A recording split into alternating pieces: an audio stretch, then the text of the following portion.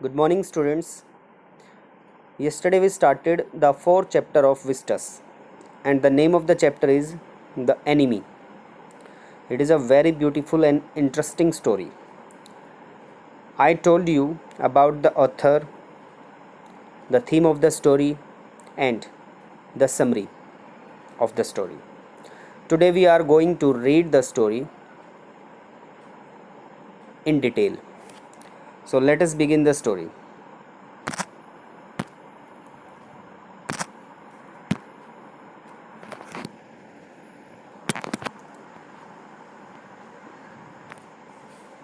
It has been written by Pearl S. Buck.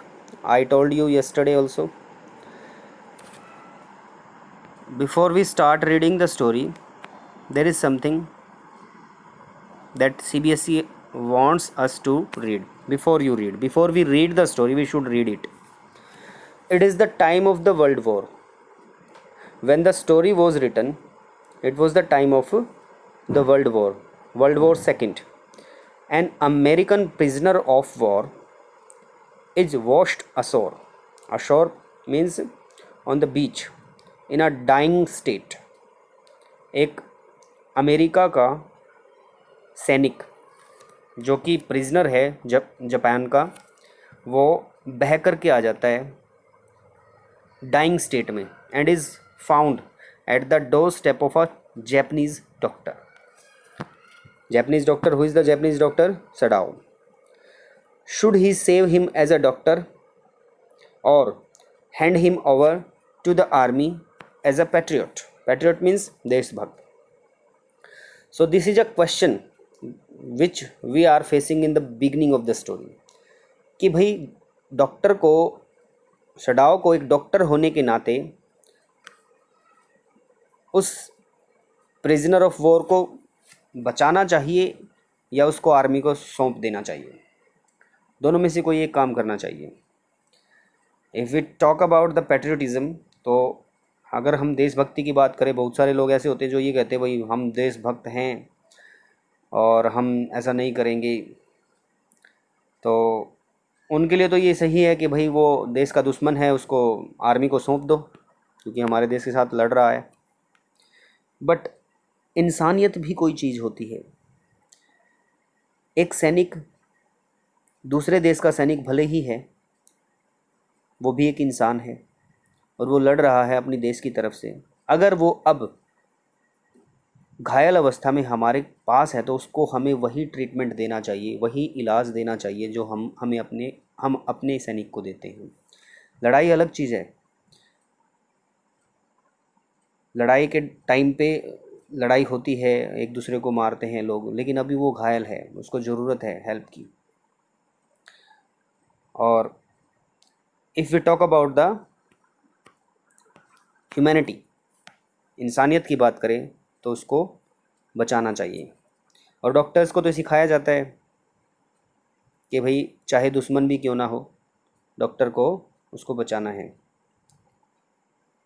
तो question का answer जो है वो सभी लोगों के लिए डिफरेंट होगा. और बहुत सारे लोग, अगर इस बात पे अगर हम इस क्वेश्चन को पूछ लिया जाए तो बहुत सारे लोगों की आपस में लड़ाई हो जाएगी. ये क्वेश्चन एक बड़ा डिफ़िकल्ट क्वेश्चन है. लोगों के ग्रुप बट जाएंगे,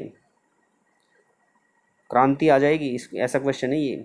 सो सभी का अपना अपना पर्सपेक्टिव है. अगर कोई इंसानियत की बात करे तो definitely that soldier should be treated as we treat our own soldier.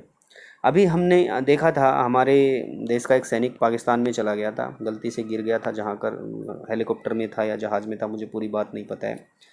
तो पूरी कंट्री इंडिया उसको वापस लाने के लिए एक क्रांति सी आ गई थी. And there was a hot debate on the news channels. और हमने देखा कि पाकिस्तानी जो सेना थी उन्होंने अपने सैनिक को अच्छे से ट्रीट किया, उसको चाय पिलाई, उसको मतलब लगा नहीं कि उसको मारा पीटा होगा. स्टार्टिंग में कुछ लोगों ने उसको पकड़ के ज़रूर डेफिनेटली जो लोकल्स थे उन्होंने मारा, लेकिन सैनिकों ने उसको बिल्कुल रिस्पेक्ट के साथ रखा. So we expect this for our soldier. So we should give this same respect to the soldiers of other countries. These are the etiquettes. We should think about the humanity first, not about the country. इंसानियत पहली बड़ी चीज़ है. Okay, let us read the story. Dr. Sadao Hoki's house was built on a spot of the Japanese coast. अब मैंने ये जो बात बताई है आपको, ये बात आज से 50 साल पहले ऐसी नहीं थी. पहले इस तरह की थिंकिंग नहीं थी लोगों की. हर दिन इंसान की सोच बदलती है. आज से 50 साल पहले लोग देशभक्ति की बात करते थे, मारने मरने के लिए तैयार हो जाते थे. लेकिन अभी जब से यूएनओ बना है, जब से लोगों के अंदर ये सोच समझ आई है, इंसानियत भी कोई चीज़ होती है, उस वक्त उसके बाद थोड़े से वॉर्स भी कम हो गए हैं. हालांकि कंट्रीज़ में वॉर्स की कंडीशन तो हो जाती है, बट ऐसी नहीं होती जैसे पहले होती थी. तो ये थोड़ा सा इंसानियत ज़्यादा बढ़ी है, इंसानियत वाली सोच, और ये चीज़ें बढ़ी हैं. और इसीलिए अब मैं ये जो बात बोल रहा हूँ, इस बात को थोड़ा लोग समझेंगे. अगर ये बात मैं 50 साल पहले बोलता तो डेफिनेटली मुझे कल थोड़ा सा लोगों का गुस्सा और ये इस तरह रिवोल्ट झेलना पड़ता कि भाई देशभक्ति की बात ना करके दूसरे देश के सैनिक को अच्छे से ट्रीटमेंट देने की बात कर रहा है. हाउ कैन ही से this? Okay, read the story. Dr. Sadao Hoki's house was built on a spot of the Japanese coast where, as a little boy, he had often played. So where he had played as a little boy, वहीं पर उसने अपना घर बनाया था. The low square stone house, चौरस पत्थर से बना हुआ घर, was set upon rocks well above a narrow beach that was outlined with bent pines. Pine trees थे वहाँ पर, और उस समुद्र के किनारे जो जो बीच था वो ज़्यादा वाइड नहीं था, और वहाँ पर पाइन ट्रीज़ थे जो बेंट थे बिल्कुल उनके सामने. His home was there. As a boy Sadao had climbed the pines. उन पाइन ट्रीज़ पर सदाओ बचपन में चढ़ा था, supporting himself on his bare feet, as he had seen men do in the south seas when they climbed for coconuts.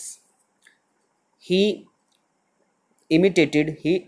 tried to ape the people who used to climb those trees. वहाँ रहने वाले जो coconuts को तोड़ने वाले जो लोग जिस तरह से पाइन ट्रीज पर चढ़ते थे, उसी तरह से सदाओ भी बचपन में चढ़ता था. He used to play there, and at the same spot he had built his home. His father had taken him often to the island of those seas, South Seas. South Seas जो है वो कभी एक dispute का issue था Japan के लिए, और काफ़ी लड़ाइयाँ हुई हैं उसके ऊपर, हिस्ट्री में आप पढ़ सकते हो. उन्हीं उस साउथ सीज़, जापान के जो साउथ में हैं जो सीज़, उनमें जो आइलैंड्स थे वहाँ पर कभी कभी उसके फादर उसको ले जाया करते थे. And never had he failed to say to the little brave boy at his side.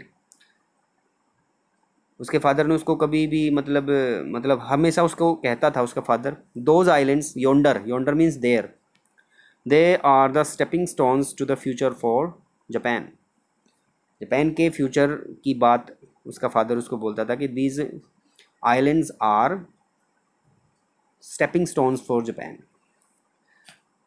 Where shall we step from them? Sadao had asked seriously. Sadao was a child. Still, he wanted to know what could be the future with the help of these islands. Who knows? His father also didn't know. His father had answered, who can limit our future? It depends on what we make it. It depends on what we make it. It is a very big statement. We should consider it. हमारा future किस चीज़ पर depend करता है? वो definitely हमारी सोच पर depend करता है.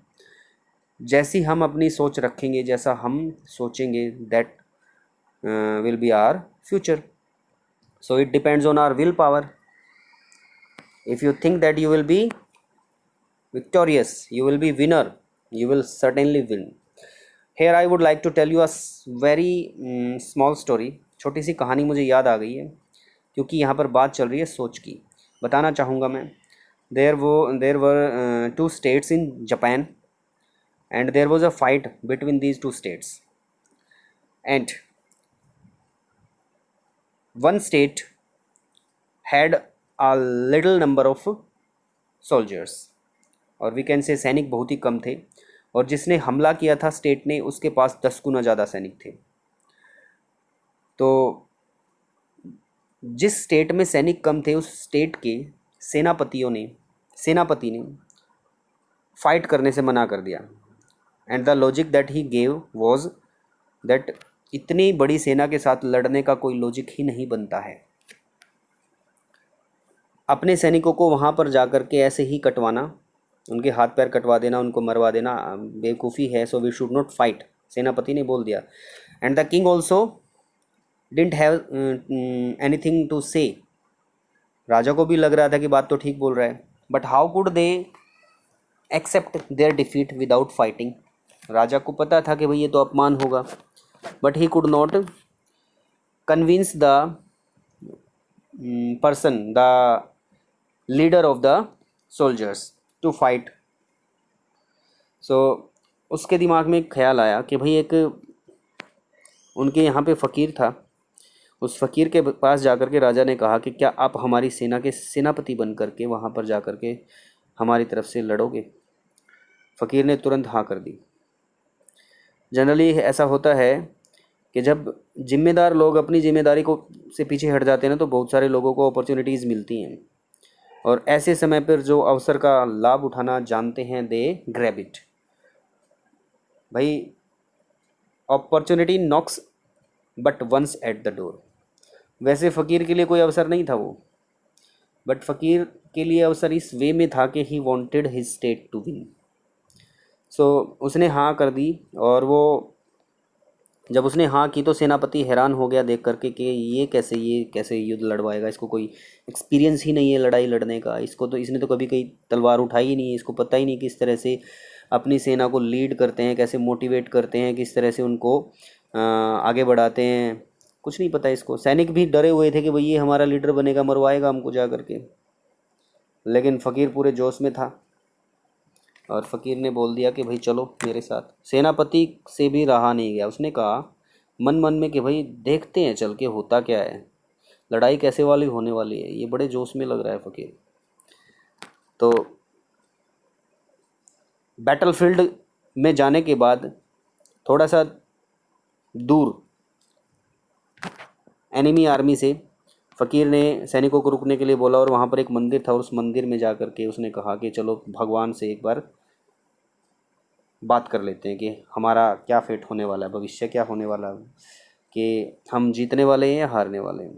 तो उसके पास एक कॉइन था, उसने निकाला और ये सैनिकों के सामने भगवान से प्रार्थना करते हुए बोला कि अगर हम जीतें तो ये सिक्का सीधा गिरना चाहिए, और हारें तो उल्टा। सिक्का सीधा गिरा, और जैसे ही ये हुआ फ़कीर ने बोल दिया भाई तुम तो हारने वाले हो ही नहीं, तुम तो जीतोगे, लड़ जाओ, भगवान की भी तुम्हारे साथ आशीर्वाद है, कोई नहीं हरा सकता तुम्हें, कितनी बड़ी सेना क्यों ना हो। वो सेना 7 दिन तक बड़ी ही बहादुरी से लड़ी, जूझ गए वो, बिल्कुल अच्छे से हिम्मत के साथ लड़े, और 7 दिन तक लड़ने के बाद वो जीत करके वापस आए। आने के बाद उन्होंने भगवान को धन्यवाद कहने के लिए मंदिर में गए, और जब वो गए वहाँ पर तो फ़कीर ने कहा कि भाई एक बार मेरी जेब से ये सिक्का तो निकाल के देख लो, धन्यवाद तो कह देना। तो उन्होंने निकाल के देखा, सिक्का दोनों तरफ से सीधा था, उसका लेफ़्ट साइड था ही नहीं, एक दोनों तरफ एक ही जैसा था। उस वक्त फ़कीर ने कहा भगवान को धन्यवाद देने की ज़रूरत नहीं है, तुम जीते क्योंकि तुम विश्वास से भरे हुए थे, तुम्हारे दिमाग में एक बात थी कि तुम हार ही नहीं सकते, क्योंकि तुमको ये लगा था भगवान ने आशीर्वाद दे दिया है। हमारे विश्वास के लिए कोई आधार की हमें ज़रूरत होती है, कोई बेस चाहिए। विश्वास भी तो किसी चीज़ पर टिकता है। तो उन सैनिकों को क्या बेस मिला? कॉइन। तो क्या इंसान विदाउट बेस, बिना आधार के अपनी सोच नहीं बना सकता? ऐसी सोच जो अडिग हो, ऐसा विश्वास जिसमें पूरा विश्वास हो। तो उसका फादर यही कह रहा है, depends on what we make it. अगर आपने सोच लिया है, 1% भी डाउट नहीं है कि ऐसा होगा, तो डेफिनेटली ऐसा ही होगा। सो सैनिकों ने सोच लिया था कि वो जीतेंगे, हार तो सकते ही नहीं है वो, और इसीलिए उन्होंने अपने से ज़्यादा 10 गुना ज़्यादा सैनिकों को भी हरा करके भगा दिया। And this is real story, it is real. हम जो भी सोचते हैं और विश्वास के साथ सोचते हैं, we can achieve it. So the same thing was said by the father of Sadao. Sadao had taken this into his mind as he did everything his father said. His father, who never joked or played with him, but who spent infinite pains, limitless pains, upon him who was his only son. Pains here means labor. वो बहुत ही मेहनत करता था सदाव का father, बहुत ही hard work करता था, बहुत ही सहता था, स्ट्रगल करता था अपने बेटे को अचीव करते हुए देखने के लिए। सडाव knew that his education was his father's chief concern. Concern means चिंता, टेंशन। उसके फादर की सिर्फ एक ही चिंता थी, सदाव अच्छे से पढ़ लिख जाए। For this reason he had been sent at 22 to America to learn all that he could that could be learned of surgery and medicine.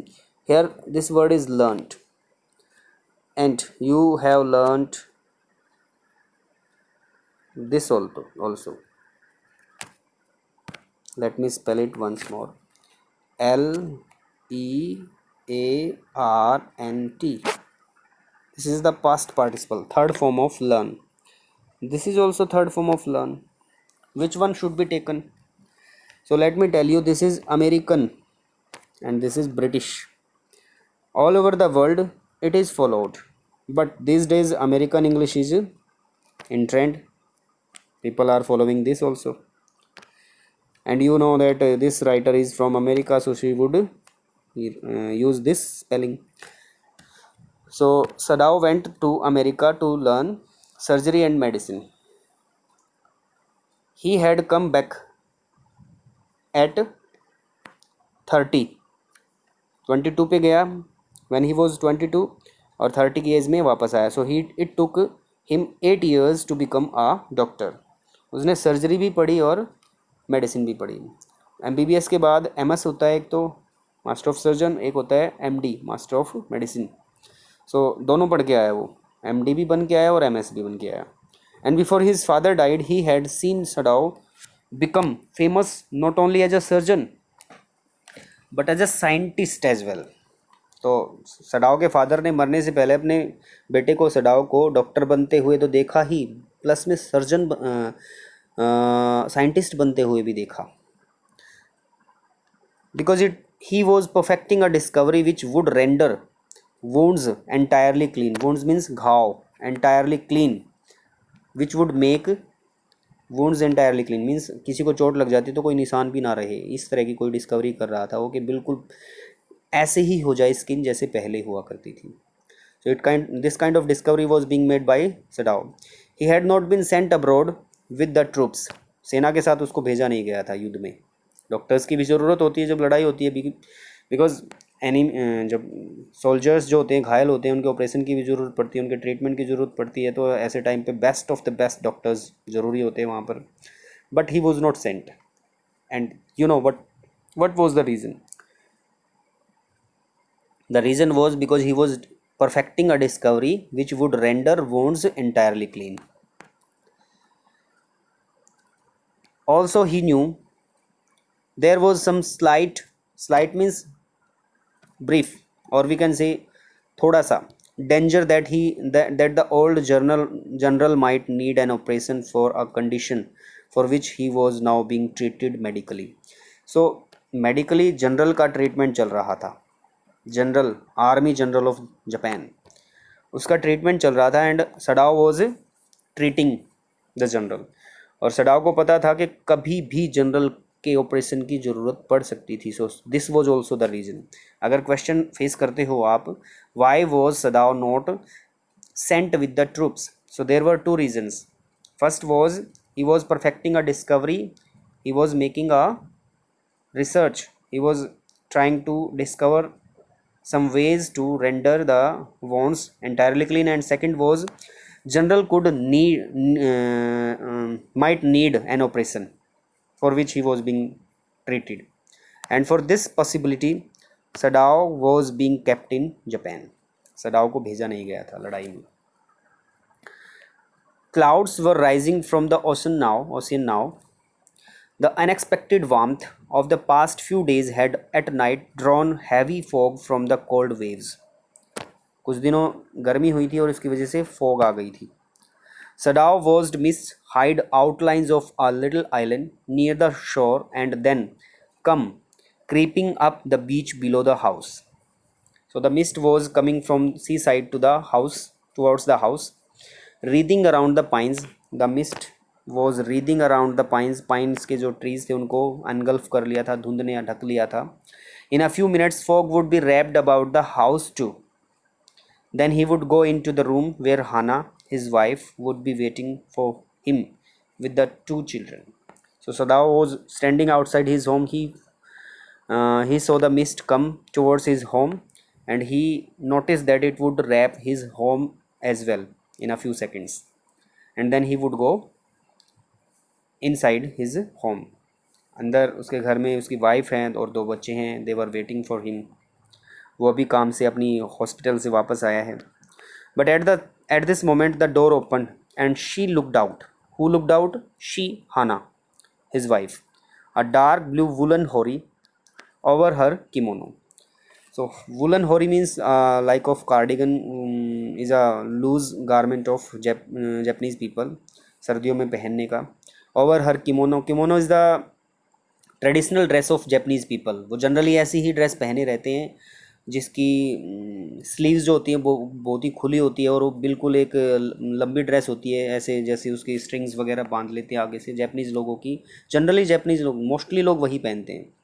So she was wearing that dress. She came to him affectionately, very lovingly, and put her arm through his as he stood, smiled and said nothing. He had met Hana in America, but he had waited to fall in love with her until he was sure she was Japanese. His father would never have received her unless she had been pure in her race. So here one question arises. Although Sadao liked Hana when he saw her in America, still he waited till his father gave his approval for the marriage. It shows how much he respected his father, how much he cared about his father, and what was the father's concern. Father की क्या concern थी? Father was a kind of person who did not want his son to marry to a girl who was from another race, यानी कि बिल्कुल अपनी race Japanese लड़की से ही शादी करे. That was his concern. And Sadao although doctor बन गया था लेकिन वो अपने फादर की पूरी रिस्पेक्ट करता था, बहुत ही प्यार करता था और इसीलिए अपने फादर की अप्रूवल के बगैर उसने शादी नहीं की. His father would never have received her unless she had been pure in her race. He wondered often. Generally he thought whom he would have married if he had not met Hana, and by what luck he had found her in the most casual way. शादी किससे करता वो अगर हाना से नहीं मिलता? और देखो कितने कैजुअल वे से वो हाना से मिला था. By chance, literally by chance मिला था वो. At an American professor's house. I have told you in the summary. America के प्रोफेसर के घर पे मिला था. And what was the name of the professor? Professor Harley. The professor and his wife had been kind people.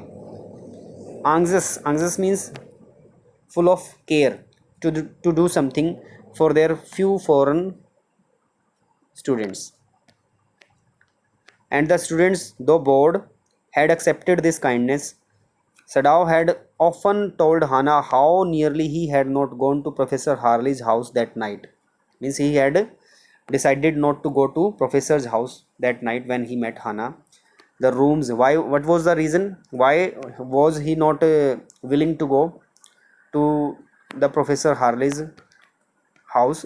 Because the rooms were so small, the food so bad, the professor's wife so voluble, बहुत ज़्यादा शोर करने वाली थी wife.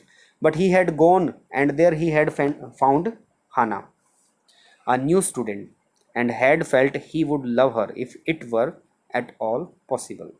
So in this way he met Hannah there at Professor Harley's house, and it was by chance. He was not willing to go to his home that night, but he went. By chance he went and he met Hannah, and then he decided to marry Hannah. But he waited till his father's approval, because his father wanted the girl to be Japanese. I think students, it is enough for today, and if you have any doubt you can ask in comment box, and we are going to resume the story from here tomorrow. Till then, take care my dear students. Bye.